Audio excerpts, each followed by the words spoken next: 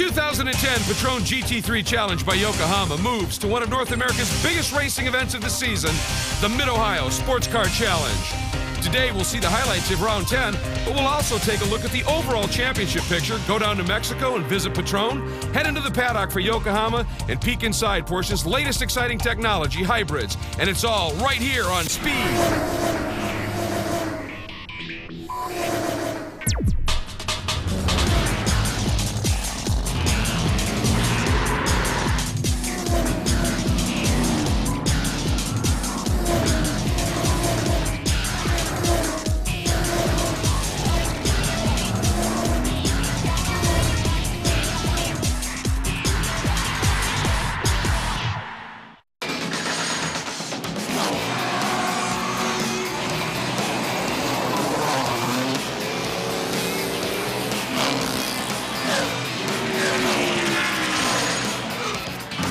When you think sports cars, you certainly think Porsche. So it only makes perfect sense that the all-Porsche Patron GT3 Challenge by Yokohama would make an appearance at the venue with those words in its very name, Mid-Ohio Sportscar Course. Hi, everybody. I'm Greg Creamer, and welcome to rounds 9 and 10 of the 2010 Patron GT3 Challenge by Yokohama. There are two different classes that run in the series. The Platinum class for the brand new 2010 911 GT3 Cup cars, and the Gold class for the 2005 to 2009 models. In the Platinum class, the point scenario has taken a bit of a roller coaster ride over the last couple of events. Certainly, Ross Smith has been the runaway points and pole winner in the Platinum category, but two venues ago at New Jersey, he stumbled a bit, and Darrell Carlisle, with a second and a win in New Jersey, has closed those points up to only 16. Now, Ross was able to right the ship at the most recent rounds in Utah, but there, the story in the Gold class started to take on very much a mirror image look to what had unfolded earlier in the Platinum class. And with that story, let's check in with Jamie Howe. Thanks, Greg. It certainly did. In the Gold class, the opening round saw Carlos Eduardo dominate early, but now his teammate, Enrique Cisneros, leads the points championship, but you also have Kendall Smith coming through with extraordinary amount of speed. One thing is for sure, though, this championship is nowhere near finished. And the new challenge this weekend is Mid-Ohio Sportscar Course. To help us sort it out, here's Porsche factory driver As we come down through the carousel and onto the front straightaway, we pass start-finish line. Into turn one, it's not too late of a break. You want an early maintenance throttle as you get under the bridge. Fourth gear, pick up your apex, all the way out onto the exit curb. Maximum speed here is so important to get up into the uphill section. Coming up to the keyhole, it's a very traditional right-hand corner. You can do a double or a single apex. It's all about getting a good launch off of the keyhole and down onto the back straightaway. This is what we call turn two. Second up to third gear, all the way up to top gear heading down the straightaway. It's a bending straightaway, so here you check your mirrors, make sure there's no prototypes coming up your inside. If you have your ideal line down into turn four, it's late hard braking. Go down through the gears into third gear, release the brake early, pick up the throttle over the apex curve. Up into turn five, don't overshoot the entry. Over the crest of the hill, watch the traction, let the car track out. Down into six, get up onto the apex curve, get early onto throttle. You want momentum all the way through this back section. If you get it right, it's flat out all the way through here up to fourth gear. Watch your braking here as you turn in. The rear is loose. Third gear, over the crest again, the car gets light onto the exit curb. Up to fourth gear, flat out, check your mirrors, make sure there's no prototypes up your inside. Down one gear, in hard, early throttle all the way out to the exit. Down into the final corner, the carousel is a double apex corner. It's imperative that you get early on throttle here so that you get a good run onto the start-finish line. Grab fourth gear and you're home free. When we come back, we'll take a look at the results for round 9 and go inside the Patron hacienda. Stay with us. The Patron GT3 Challenge by Yokohama is presented by the Patron Spirits Company, the #1 ultimate tequila in the world, simply perfect. And by Yokohama, where technology drives better tires. And by Speed. Well, folks, that roller coaster ride we've been talking about continued in the 9th round of the championship, and as we take a look at the results, there were some key moments in both of the categories. First of all, both class winners were first-time winners. Michael Shine in only his 7th race, Enrique Cisneros in his 9th in the championship.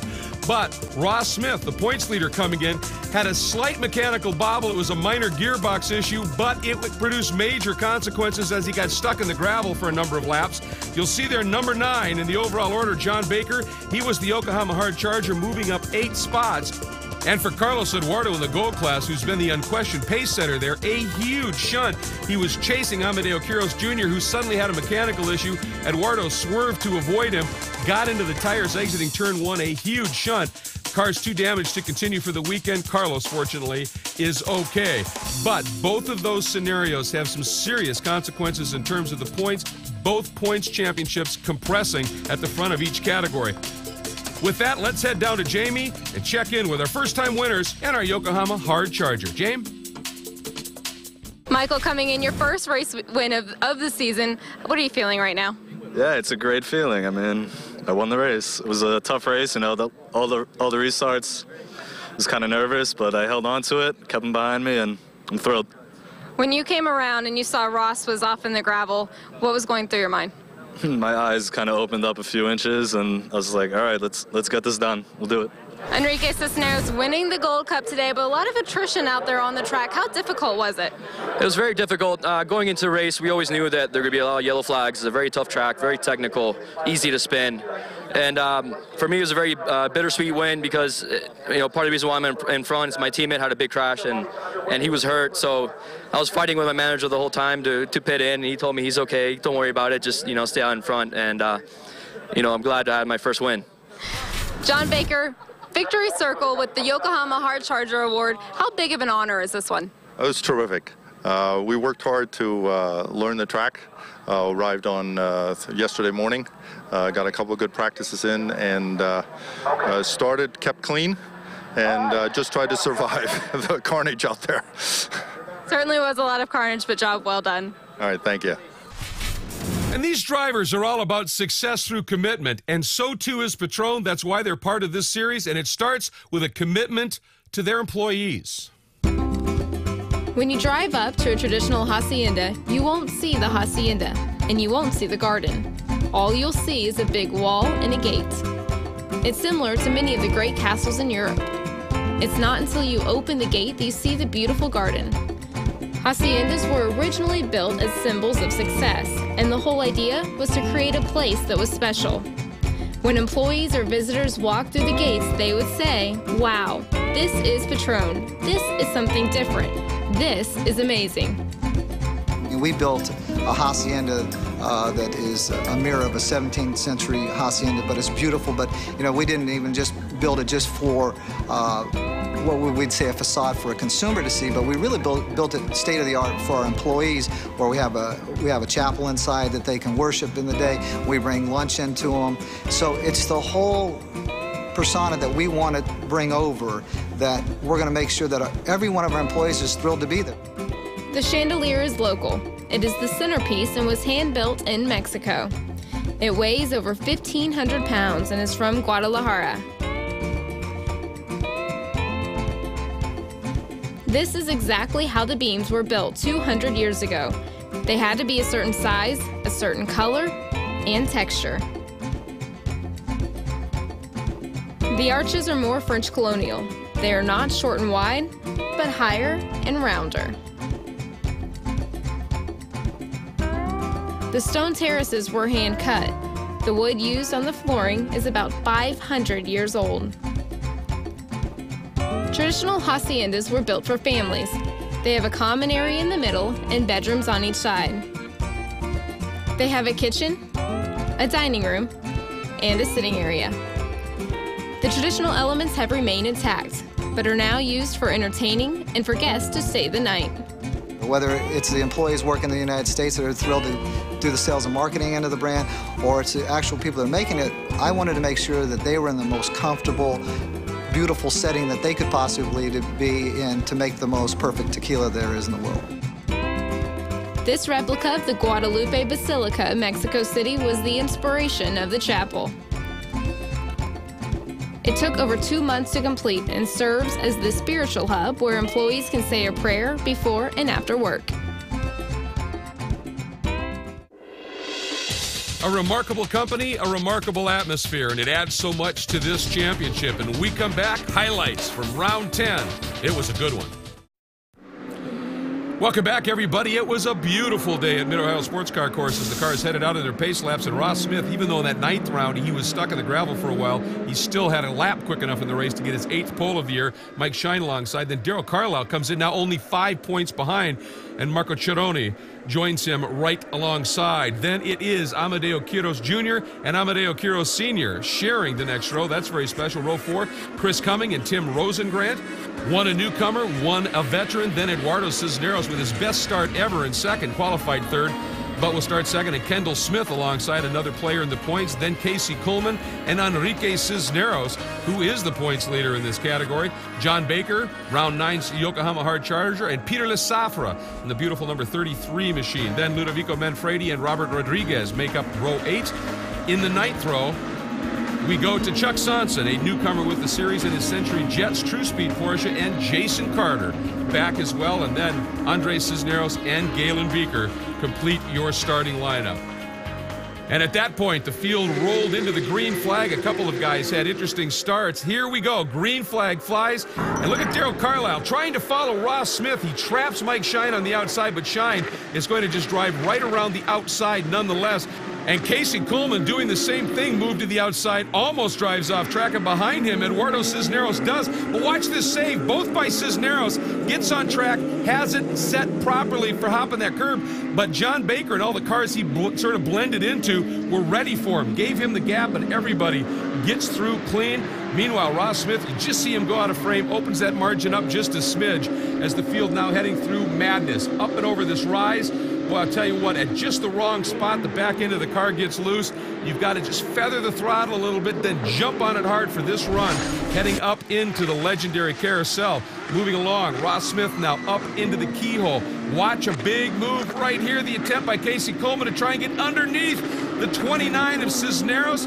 Forces his way through. Beautiful job, and makes that pass. You can see a little bit of dust raised on the exit. Now Coleman is in front of those 2 NGT cars and heading for Kendall Smith at this point. There is a look at the 92 of Darrell Carlisle, sitting 3rd right now behind Mike Shine and race leader Ross Smith, as the field again working through the S's, now heading back into madness. And Amadeo Quiros Sr. is starting to close on Marco Cironi as they come through that section of racetrack. Quiros has been a man on fire in the last few rounds of the championship, and Cironi, great to have him back running for a few races here, and they were about to get embroiled in a great dust-up, as they say. There is Quiros Jr., who at this point leading in the Gold Cup, but as you can see, he's got a platinum car behind him in the form of Chris Cumming at this point. So Amadeo Quiros Jr. doing a phenomenal job. Moving forward in the race just a little bit. Here's that battle we were talking about. There's Cironi, the white number 88, right behind him. The red and blue striped entry of Amadeo Quiros Sr. glued to the back of Cironi as they work back through this section of track. So exciting back here through madness. They call it that for a reason. And another battle starting to unfold. This is in the gold class. There's the number 4 of Kendall Smith, the 15 of Coleman, the 26 of Enrique Cisneros, who's now got around his brother Eduardo and has glommed onto the back of those two in front. The battling continued here. As you can see, just intense pressure. And Casey Coleman, watch this move, working the outside here of Kendall Smith. Tough to get it done, especially here, and you run the risk of having exactly that happen. Enrique almost alongside, but Coleman shutting the door. Of course, Casey, a resident of Cincinnati, a lot of laps here at Mid-Ohio, putting that knowledge to good use. Back to this battle between Cironi, still able to hold off Amadeo Quiros Sr. Cironi, that small 6-gear racing team out of Toronto. And right behind him, the Purdy Motor SA Asco Motorsports entry of Amadeo Quiros Sr., who again shows the nose to Cironi, heading down into the keyhole, gets Cironi a bit offline, and then Cironi comes back, heads to the apex, doesn't maybe realize that Quiros was there, squeezed him a little bit, and Amadeo dropped those right side tires into the dirt.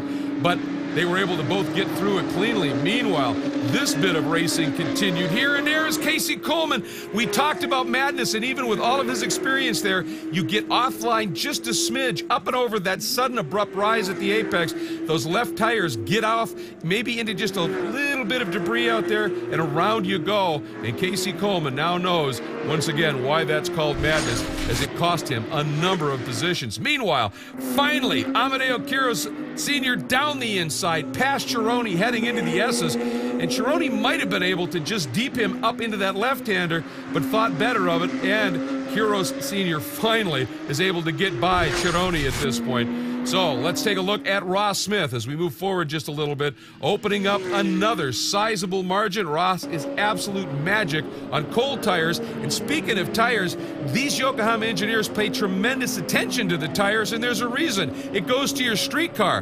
But what do the drivers know about their street tires?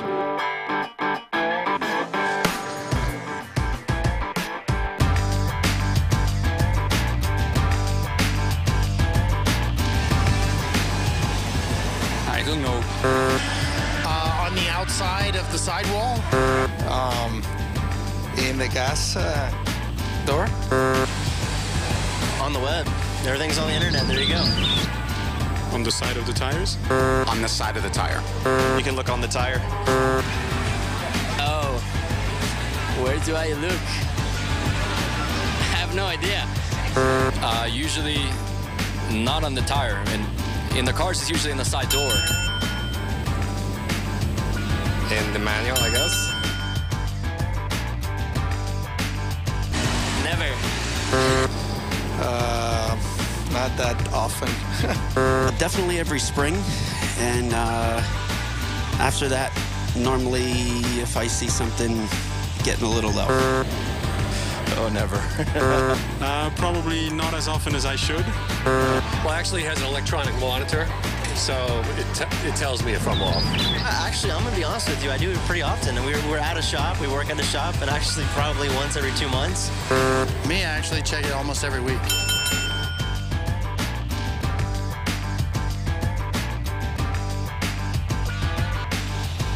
Never. I don't even know where it is. Never, I think so.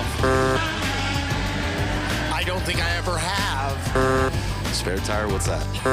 Never. I've never checked the tire pressure in my spare tire. I don't have a spare. That doesn't ever get checked, I'm sorry.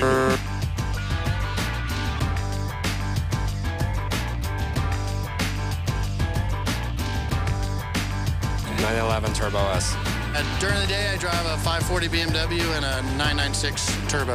I drive a Smart in Europe. Right now, a Tesla. My dad's car. 2002 Chevy Trailblazer. I have a Porsche GT3. I drive. So it's not just me, I'm ashamed to say. When we come back, we're going to take a look at Porsche's new exciting technology, their version of hybrid. We're back and right back into the action that unfolded in round 10. Mike Shine on the heels of that first win, as I said, in only his 7th start in round 9, as he had missed Sebring, as continuing to be very impressive, running in that top 3 once again. But problems in the gold class. Ludovico Manfredi and that NGT MoMA machine had to make a stop at pit lane. He was done for the day.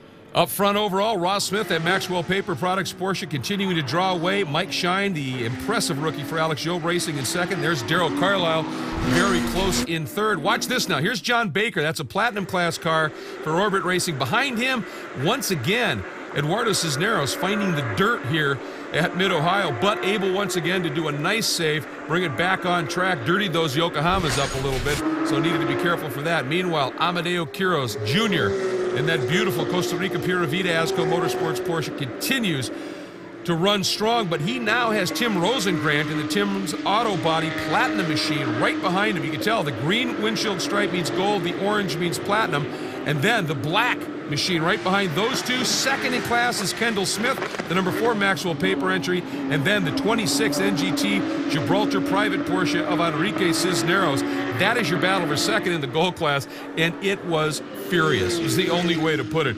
These two put on a tremendous show for all the fans here at Mid-Ohio. Taking a look, there goes Marco Chironi. Here is Chris Cumming continuing to improve with every round here in his Innovative Fitness World Speed Motorsports Porsche, making the switch from being an open wheel specialist to driving sports cars, cars with roofs and fenders, totally foreign to both he and the team, and yet he has been so impressive. 2 second place finishes. a few races ago out in Utah. Very impressive indeed. And take a look here. Enrique Cisneros found a way by Kendall Smith, was able to slip underneath. That puts him into second. And now the only issue is he's got to chase down a platinum car if he wants to get to the class leader. Never easy to do. And Tim Rosengrant doing what Tim and that Tim's Auto Body team do so well. They never qualify well because they've got a very small budget. They don't want to wreck it and do damage, but boy, does he put on some shows in the race. Casey Coleman now recovering, but finds Robert Rodriguez right behind him, and then the beautiful green machine of Peter Lesafra, and then a little bit further back, the 95 Racing for Our Heroes entry of Jason Carter, that Loctite Porsche. And what a great program that is, a charity that he is so deeply involved with. And watch right there, coming out of the carousel, just gets it a little wrong, tried to pinch the exit and had a quick spin. He's not the only person who did that for sure over the course of this weekend. You take a look at ththese cars, these beautiful Porsche 911 GT3 Cup cars. The reach of this platform continues to expand because Porsche now is exploring hybrid technology, and when they do it, it's going to be done right. Watch this. After 60 years of motorsports involvement, Porsche is looking to the future to add a new spark. Out of passion for performance, their efforts in innovative technology have set a new precedent, the Porsche 911 GT3R Hybrid. The car itself starts its life just as every other, hand-built at Porsche. As far as the car goes, it's essentially a GT3 Cup R, which runs in Europe in the FIA series, and then we've added a hybrid system to that. So it's a KERS recovery system on the front axle, so the front axle acts as a generator when it's under braking mode.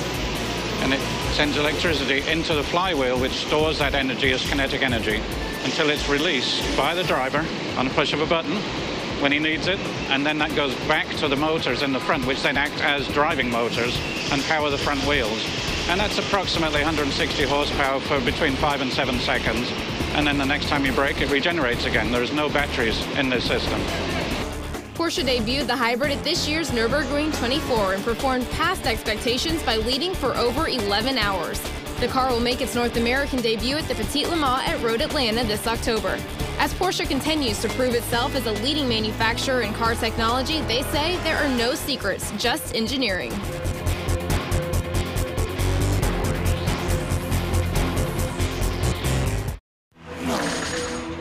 The Patron GT3 Challenge by Yokohama is presented by the Patron Spirits Company, the #1 ultimate tequila in the world, simply perfect. By Yokohama, where technology drives better tires. And by Porsche Motorsports North America. There are two lines that matter most in racing, the finish line and the bloodline. We are back. More highlights from round 10 continuing. Ross Smith continuing with that lead. There's Shine. There, right behind him, once again, is the Kelly Moss entry of Darrell Carlisle. But Amadeo Quiros Sr. now starting to close up on that trio up front and make a real race of it. Meanwhile, speaking of real races, look at this. Amadeo Quiros Jr., he's got the platinum car of Tim Rosengrant right behind, and then Cisneros now is right behind him, bringing Kendall along. There's Peter Lesafra, that beautiful Kelly Moss entry. Kelly Moss, a real powerhouse in this series, running a number of different cars, all to great success in different classes as well. And there is a look at Bob Rodriguez in that Works 2 Racing Porsche.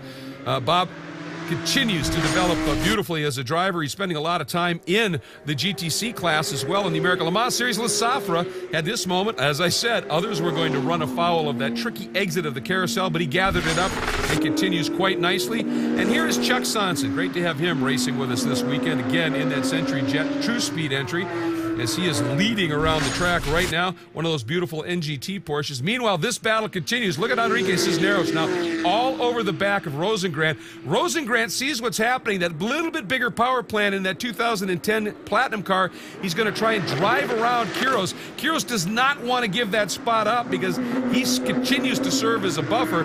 So Quiros went in ultra deep, but Rosengrant got trapped a little bit on the outside up through the top of the S's. For a minute, Enrique thought maybe, but couldn't quite get it done.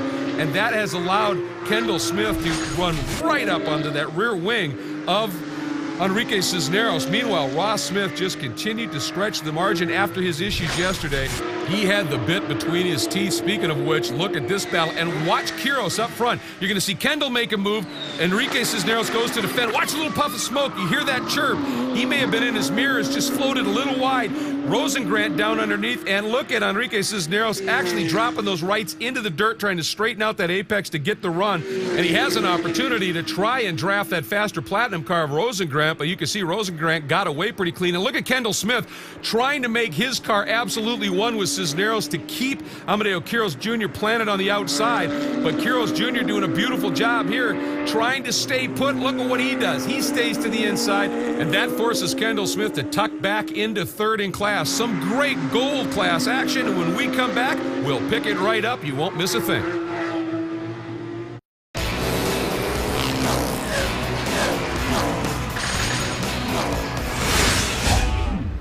Well, folks, this battle in round 10 for the gold class is the compelling one, so we're going to keep an eye on this once again. And Kendall Smith continued to hound Amadeo Quiros Jr. No doubt that Kendall's car was a bit quicker at this point, but Quiros has been doing a brilliant job of keeping him behind.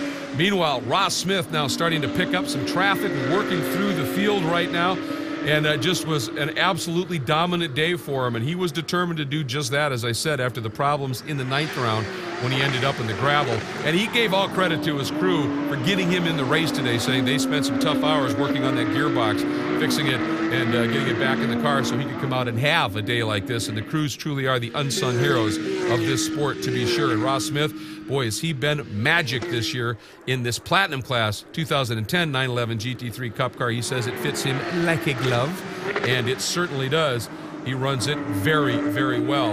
And one of the nice things when you have a big lead like this is you can be a little patient. You don't have to run up on somebody in traffic and do something that could be risky. And he does a very smart thing right here as he comes up on Chuck Sonson. Makes the move right here, thinks everything's fine, but Sonson doesn't realize he's alongside, and suddenly Smith, after being all patient, finds himself with his right side tires in the dirt as he comes through, and you hear that big squeal behind him? That is second place. Mike Shine just looping it on his own into the gravel. He was trying to run down Ross, thinking maybe in traffic he could do something about it. Now he gasses it, almost out, not enough. So that brings out the only caution in the race. And with that, since this is the Patron Series, we once again want to meet another star driver in the Patron stable. Most professional sports car drivers get their start behind the wheel when they can barely even walk. Johannes van Overbeek did get to drive a little bit when he was young, but he did have to work to keep going. I raced go-karts like a lot of drivers, but I did it when my dad had time and money, which was, sporadic at best, and, really had no direction, no coaching, no tuning. It was just, a dad and a son going out and having fun.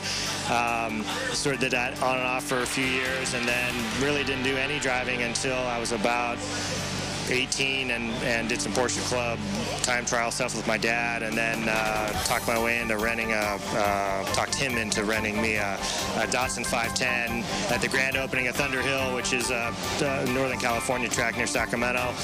And have a field of 40s at the fastest race lap, and unfortunately the car broke, but that was sort of the genesis for doing more club racing. Club racing led Johannes to some valuable partnerships that would keep him in the racing scene, driving in World Challenge, Grand Am, and eventually the American Le Mans Series. 2003 did some Grand Am stuff, and at that time met Seth Nyman, and the seeds of Flying Lizard were developed then. And 2004 to 2009 was with Flying Lizard and had a great run there, but now I'm very happy to be with Patron and Scott and Ed and Guy and this program. It's a dream come true. It's something I've always wanted to do, is make a living as a racing driver, and I feel very fortunate to be in the position I'm in, and I've been lucky, there's no doubt about it, but I've also worked hard, and it's certainly not easy, as anybody will tell you that's in this sport, but to be with a top top brand like Patron, between the activation they do at the track and the entertaining they do of customers and potential customers at the track, and really involving them in the entire process of a race weekend is just fantastic. And you know, you see it in the excitement of people's eyes when they just came on a lark and, hey, let's go do something different this weekend, and turn out to be longtime fans. So I feel fortunate to be a part of it. You know what? Regardless of what that man drives, he's always fast. Twice he's been on the front row in the GT class in the America Le Mans Series this year. That's why Patron likes him. Well, we're still under full course caution, so we thought we'd give you a new segment called the Imsa Cub Reporter. Here's Johnny Knotts, Imsa pit official, checking in with the drivers on what it's like to race with Imsa.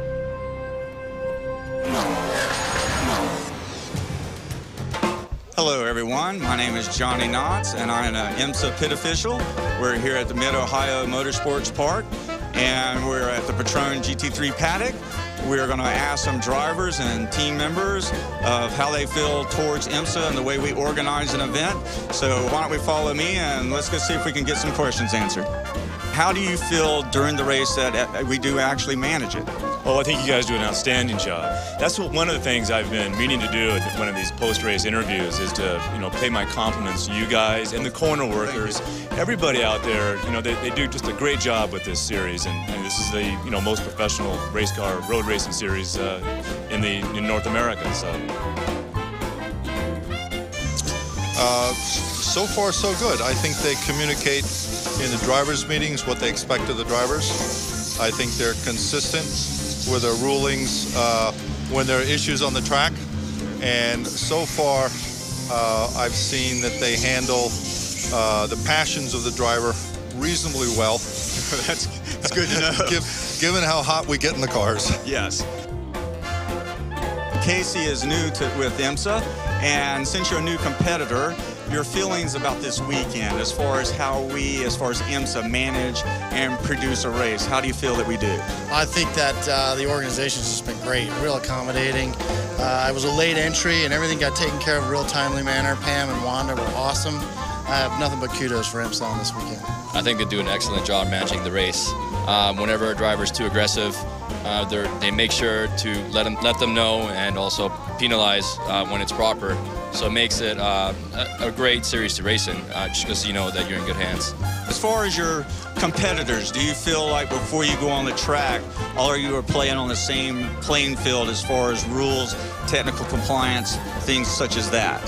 Yes, excellent. All the cars are always tech inspect. We always run the same cars. There's 2 series which have different specs, but within each series, everyone's on the same plane, which makes it a lot more competitive and a lot more fun. As far as me being a pit official, unfortunately, if you do have to make a pit stop in your race, do you feel that we provide a safe environment and provide you with needs, what your crew members are wanting for or looking for? Always. You guys are always on top of it and always there to help us, inform us, guide us, and let us know what we can and can't do. And it's very helpful. Well, coming from a pit official, that's what I like to hear. So thank you very much for your time. You're welcome. Okay.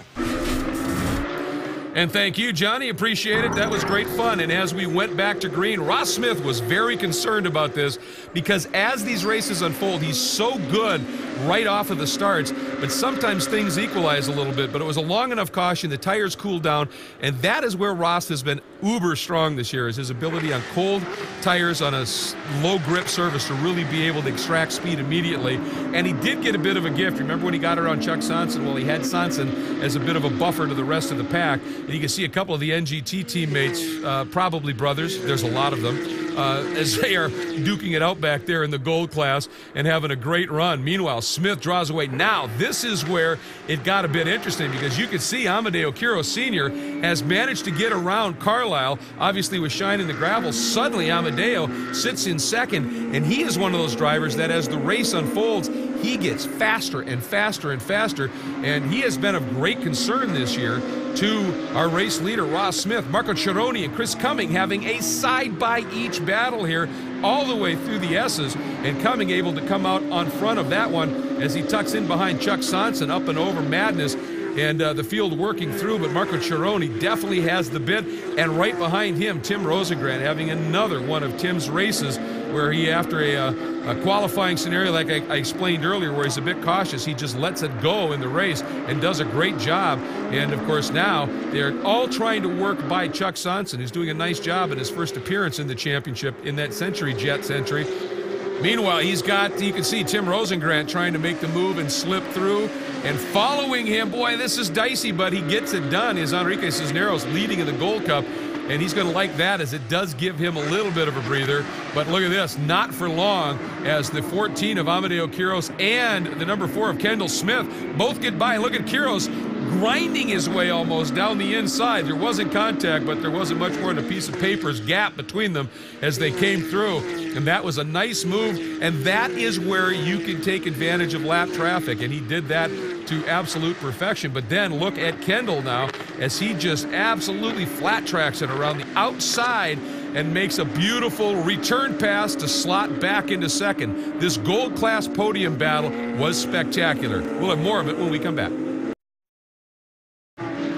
Welcome back, everybody, and because this gold class podium battle was so compelling, we're going to stay with it and feature it just a little bit longer here. And as you can see, Enrique Cisneros leads, Kendall Smith, the black Maxwell paper entry, and then Amadeo Quiros Jr. Those three, I mean, the proverbial blanket. And right at this point in the race, Amadeo Quiros, after having Smith get by him, turns it up, and look at the run he gets all over the back of Kendall here as they work through the carousel.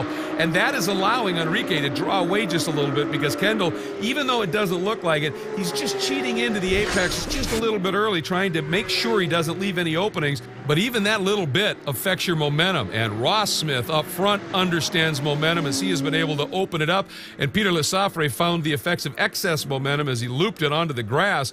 Didn't get into the gravel, that's the good thing, but even as good as these Yokohamas are, they aren't designed for grass. And it took him a little bit while to get it gathered up, but once he did, he was able to get back and going again. Meanwhile, up front, Ross Smith just continued to stretch that margin as Amadeo Quiros continues to find pressure from Darrell Carlisle right astern here, as Carlisle still hopeful of being able to salvage a little bit more in terms of points. But man, did Quiros get through turn 1 incredibly well. Opened up a couple of car lengths on Darrell Carlisle right there. Here's where Ross Smith found the gravel yesterday. No issues today. And Kendall Smith, once he was able to get just that little bit clear of Amadeo Quiros Jr., just up the ante big time and is glommed onto the back of that rear wing of Enrique Cisneros NGT machine. The three of them, again, so close. A car length between them, and it's just the accordion effect. Closes up in spots, then opens up elsewhere. And as we jump ahead just a little bit, you can see they are very, very close. White flag has come out as we are right on the final lap now, and it's just this close. That is your podium right there in the gold category. One mistake from anybody here on this last lap, and the others would be able to easily get by. Kendall Smith giving it one last shot, tried to get to the apex, and Cisneros having none of it and aggressively shutting the door into the keyhole. That cost Kendall just a smidge of momentum. And watch as Enrique Cisneros now opens that margin up, and the hope for Amadeo Quiros Jr. was that he could take a run at it. Meanwhile, up front, Ross Smith looking so good. Has not put a wheel wrong all race except for those two right sides into the dirt in that pass in traffic. And that's the kind of precision that gets you 6 wins already, looking at his 7th win of the season in the 10th round. That's a pretty substantial winning percentage there, folks, some 70% if he hangs on for this last lap. And nobody around him. He is clear of every pursuer. He has no traffic in front at this point. And Ross Smith looking to bring home that 7th win of the season onto the front straight one last time. The checkers flying at the start stand.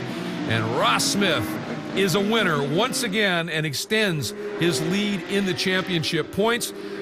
Unfortunately for Mike Shine, he was looking to make it a double podium on the weekend. He had that spin earlier and then loses it again on the last lap. Guess where? You bet, the carousel.